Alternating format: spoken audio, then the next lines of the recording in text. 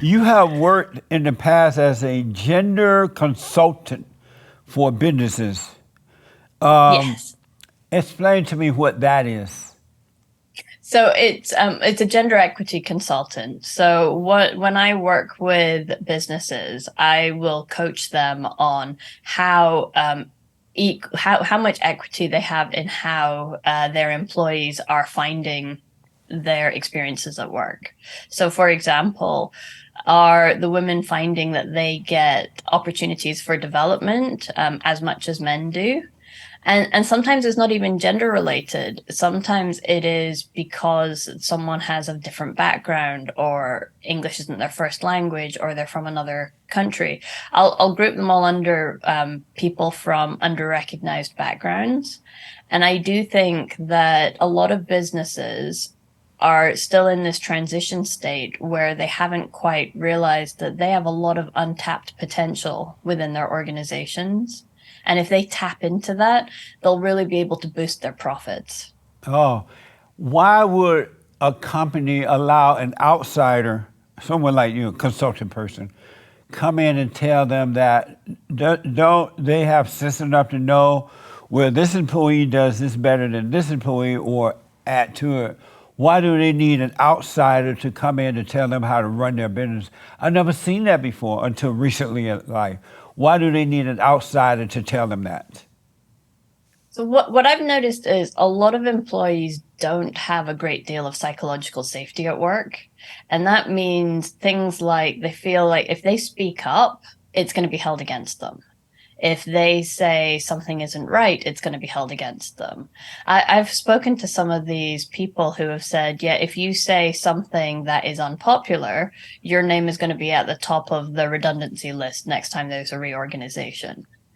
So they are afraid to speak up. But when Whereas whereas when an external person comes in and speaks to them, I can gather all this information and put it together to the leadership team and say, this is what's really going on.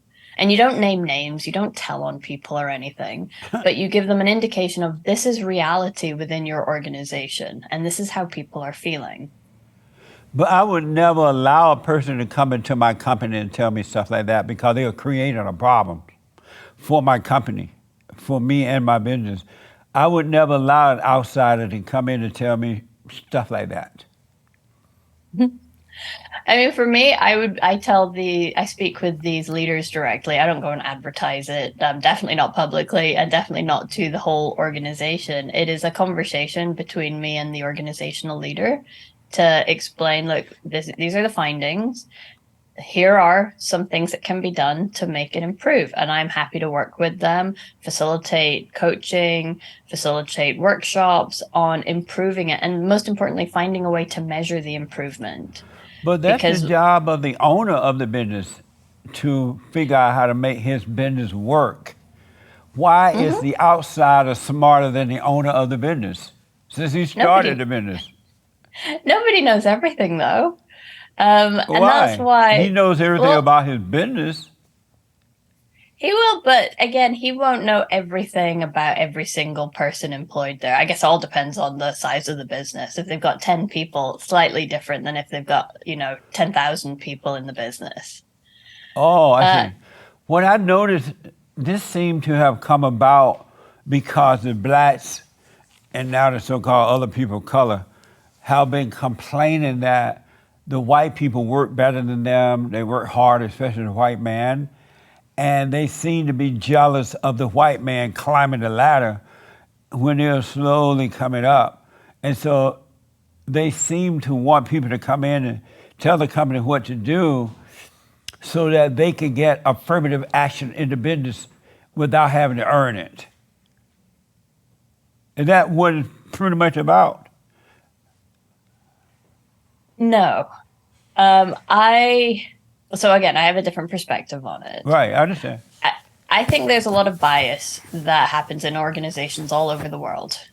I believe that there has been, as we talked a little bit about earlier, there's been this traditional view of leadership where it is the person, standing in front with a big, fist on the table. This is how we do things around here, and everybody fall in line. and if you don't do it, you're going to be fired, that kind of thing. And And so that's it the was way it really should what that, be. that's what that, That's the what, manly way, not the mama way. but leadership is changing. I mean, one of the things that's driving it is technology. So we have younger people coming into the organizations that have a lot of tech skills that the older generation just don't have. Not saying that they couldn't go and learn, but it's just different because technology is changing, and there is a generation coming into the workplace where they have grown up with this technology around them. So they are naturally going to be better at certain things than their leaders or perhaps even those running the company, for example. Now, do you expect the person in charge of the company to know everything and have all the skills? That is just unrealistic. Right. So in this case, it helps for them to have, a confidant that they can speak to say, okay, what can I do to make this even better? And for me, it's all about making sure you don't have square pegs in round holes. You've got to make sure people are in positions where they can develop, where they are engaged and they are enabled.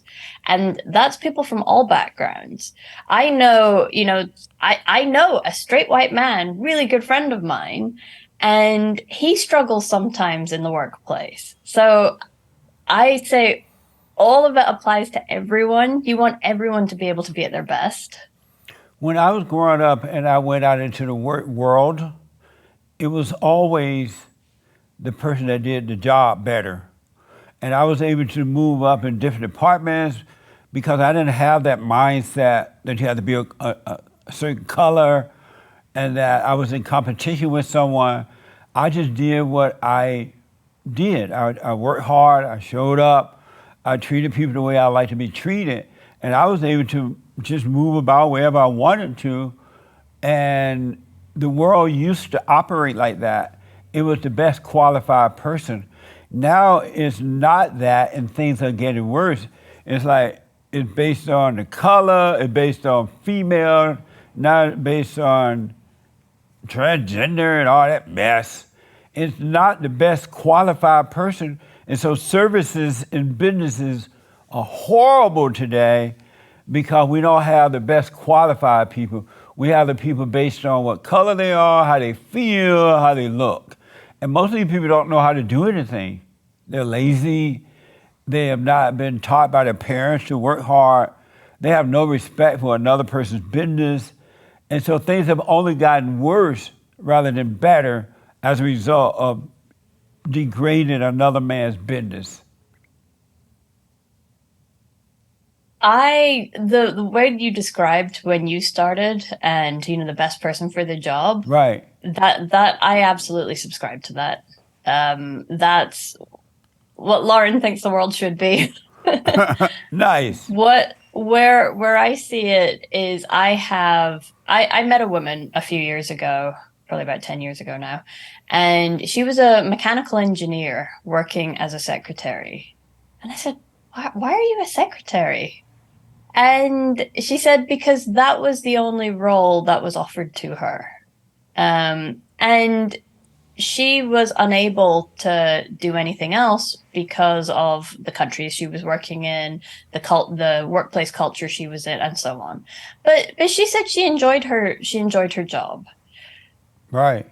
But it did open my eyes to it. I thought, there are potentially many, many competent people who have so much more to give than they can because of workplace cultures or bias or any number of things that are just getting in the way. And like you said, I strive to spread the message that people should be able to show the world what they've got to offer and be given that opportunity to do that.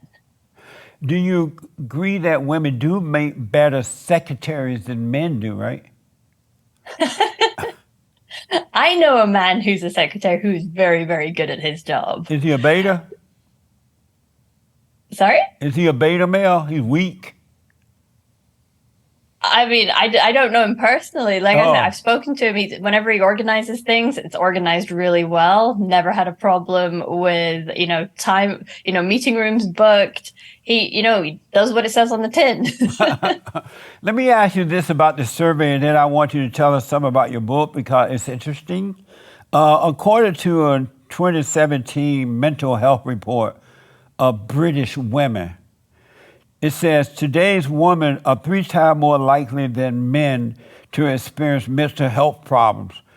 The rate of self-harm among women are tripled have tripled since 1993. Women are more than 3 times as likely to experience eating disorder than men. Young women are 3 times more likely than young men to experience PTSD. Young women are more likely to experience anxiety-related condition than any other group. Is that because women are so emotional? I don't think it's because of women. In fact, I'd be really interested to know about that survey post-COVID, because COVID's obviously turned the world upside down, and there's a lot more anxiety in the world in general than there was previously. Why would it be saying more women than men? I think I'm because not women sure. are more emotional than men. I know they're teaching men to be emotional now, like a woman, but women Emotionally tend. intelligent, maybe. I'm sorry. Emotionally intelligent. I think men have always had emotions. It just depends what they do with them.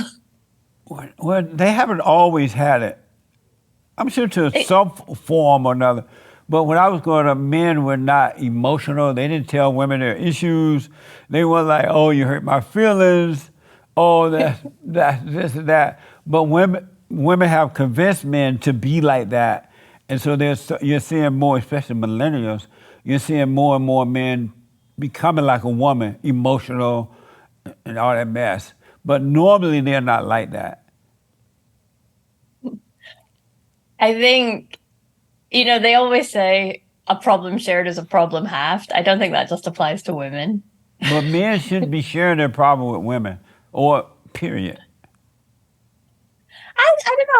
I mean, again, I'm not a guy, so I don't know, but I Yeah, always thought men do share, but maybe it's just in a masculine way. Maybe they do it while playing PlayStation or something. I don't yeah, they know. may share it with another man, but they should never share it with a woman because a woman cannot. You heard the survey. A woman can't even have her own emotional problems. She needs the man to help her.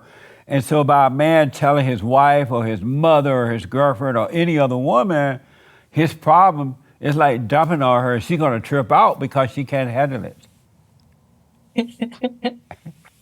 Have you ever heard that phrase? I think it was a meme or something I read years ago, where they said men are stupid and women are crazy. I said, but women are crazy because men are stupid. Well, And it's always that men are from Mars, women are from Venus. It's an easy one to always kind of pit men and women against each other. But but you're honestly, what I'm right. advocating for is that everybody is stronger together. And you're right in that women do go crazy when men are not strong. Because the woman needs the man to be strong, so when he's not strong, she go nuts. She hates him when he's weak. I think we've seen cases where men are just as crazy. And sometimes it's a woman that brings the sensible way to things. I mean, stereotypical mothers would come in and just be like, "What's all going on here?" and just calm the family down. But then equally, you'll get, like I said, it's different strokes for different folks. I agree with There's you. There are emotional men, but they're just like their mama. They need to overcome their mothers. It's not normal. You know what I'm saying? Right? I think it all depends on, like, everyone is a product of their experiences to date. So it all depends on what they've experienced in their lives. Amazing. I got to ask you this real fast because of time. I noticed that when women are allowed to work in men jobs, doing manly stuff, the first thing they want to do is organize and corrupt the business by bringing other women into it. It's like they want to go around the world and say, "Oh, come on, be this and be that." They want to corrupt that manly business by bringing in other women. Whereas men tend not to do that. If they got a great job, they may tell a friend, they may tell a brother or something, hey, this is a great job, they have an opening. But women go out and organize other women to bring them in to corrupt the business. Why is that? I don't think I'd use the word corrupt. There was a McKinsey study done a few years ago where they said diverse teams actually lead to greater profits. So if a business actually wants to be as profitable as they can be, they need diverse teams. And that diversity comes from individuals with different backgrounds. It could be gender, it could be what language they speak. Ultimately, for me, it all comes down to the skill set. And there will be more traditionally masculine skills that men may have, and there may be more traditionally feminine skills, like being able to listen, reading the room, reading See, I don't what's like going that. on with A people. man ain't got time to sit around and be listening at work. And that's why, again, that's why we're stronger together, because men can do the skills and the tasks that they are more suited to, and women can do the ones that they're more suited to. And then together, that's a really great company because you're tapping into everybody's strengths. If that's true, why are things getting worse in these companies as opposed to when they were just men doing it for the most part? The workplace was amazing. You got things done. Services were excellent. The quality of the car or whatever they were building was amazing. Why did services get worse when they brought all these ideas into it as opposed to when it was just men? It was getting better. It was better. It was getting better until they start bringing in all these other not so nice ideas. It reminds me of that Baz Luhrmann song, the sunscreen one, where they said, as you get older, you look to the past, and it was always better in the past. They said, it talks about prices were reasonable and politicians were honest and all that. But that's true. And I think that happens as we all get older. I remember when I used to go to the cinema when I was younger, it used to be a whole lot cheaper than it is now. And it is crazy. So I wonder if everybody always looks to the past and go, it was always better then. Let me ask you this then, if that's not true. When you were growing up, were people shooting and killing one another in the movie theater? No. When you were growing up, it was cheaper to go to a movie? You were able to get a nice movie, popcorn, a pop, and a box of peanuts, right? Yep, definitely. So wasn't that better? It was. And when you were growing up, so nowadays it's not like that. Which would you prefer, nowadays or the way it was when things were good? Yeah. I mean, hey, like I said, if I went to go to the movie theater, I would love to go back in time and have those prices. Absolutely. I wonder if the kids of today in, 20, 30 years time, they will look back and say, oh, I wish it was like it was in 2023. They probably we have will no because idea. Maybe they will. they will because things are only going to get worse the way it's going. So yeah, they'd be like, wow, I thought it was bad back in those days, but it's even worse today. I mean, when you come into it, if this is all you've known, you don't know any better. Yeah, that's true. That's why I try to tell people about the good old days.